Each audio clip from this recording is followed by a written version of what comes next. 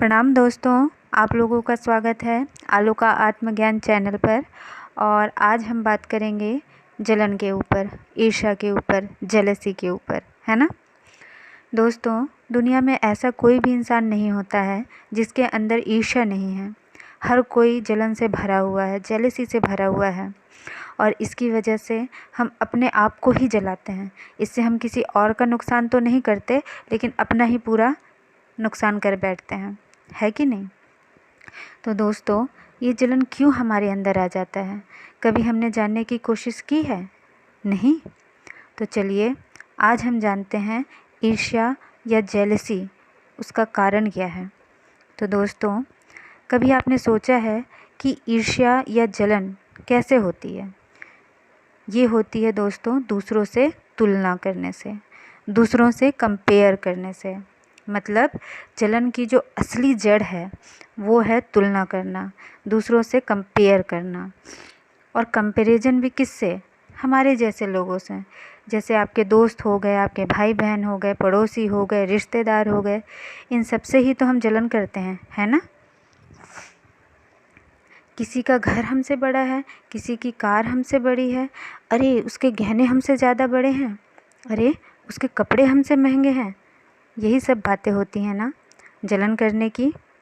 हमेशा दोस्तों हम अपनी जो नज़रें हैं वो दूसरों की अब गड़ा के रखते हैं।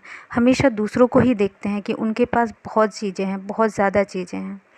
लेकिन दोस्तों, कभी हमने अपनी नज़रें अपनी तरफ करके देखी हैं? कभी अपनी चीज़ों को देखा है? नहीं। तो देखिएगा ज़रूर। और जब आप अपनी तरफ अपनी नज़रें करके देखेंगे तो पाएंगे दोस्तों कि आपके पास भी बहुत कुछ है, और शायद इतना कुछ कि सामने वाले के पास भी इतना कुछ नहीं है।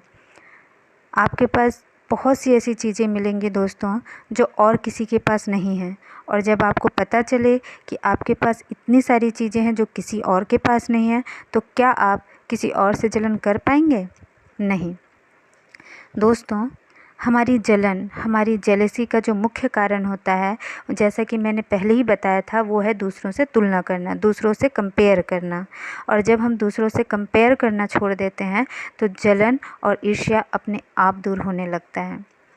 लेकिन दोस्तों, ये आसान नहीं होता कि हम किसी से तुलना ना करें, क्योंकि ये जो तुलना का जो भाव है या जलन करने का जो भाव है, ये हमें जन्मजात ही मिला हुआ होता है। क्योंकि जब हम पैदा होते हैं तब से ही हमें जलन की भावना, ईर्ष्या की भावना होती ही है, और उसे हटाना इतना आसान नहीं होता। उसके लिए मेहनत करनी पड़ती है, प्रैक्टिस करना पड़ता है, साधना करनी पड़ती है, और उसके लिए समय देना पड़ता है। हमेशा इस बात का ध्यान रखना पड़ता है कि दूसरों से तुलना या कंपैरिजन नहीं करनी है। नहीं करनी है मतलब नहीं करनी है, तब जा कर के आप जलन से मुक्ति पा सकते हैं।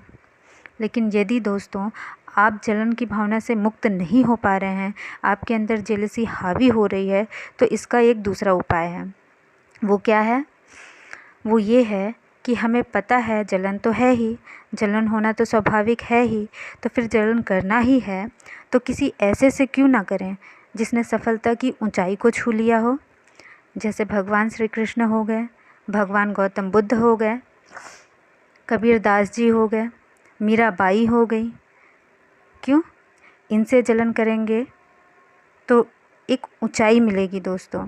भले ही हम इनसे जीत ना पाएँ, लेकिन इनसे जलन करते करते, इनका पीछा करते करते और इन तक पहुंचने की जो चाह होगी, उसके चलते हम वो बन पाएंगे जो हमने कभी सोचा भी नहीं था।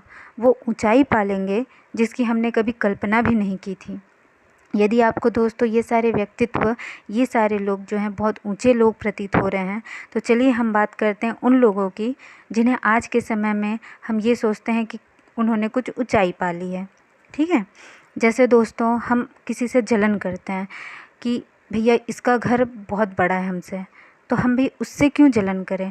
हम राष्ट्रपति भवन से जलन क्यों नहीं करते, हम प्रधानमंत्री के घर से जलन क्यों नहीं करते, हम मुकेश अंबानी के घर से जलन क्यों नहीं करते। उनसे करिए ना, और कहिए कि मेरा घर भी राष्ट्रपति और प्रधानमंत्री जैसा होना चाहिए। यदि आप पैसे को लेकर जलन करते हैं किसी से, तो उससे क्यों जलन करते हैं। आप मुकेश अंबानी से जलन करिए, आप बिल गेट्स से जलन करिए, और कहिए मेरी आमदनी अंबानी जितनी और बिल गेट्स जितनी होनी चाहिए।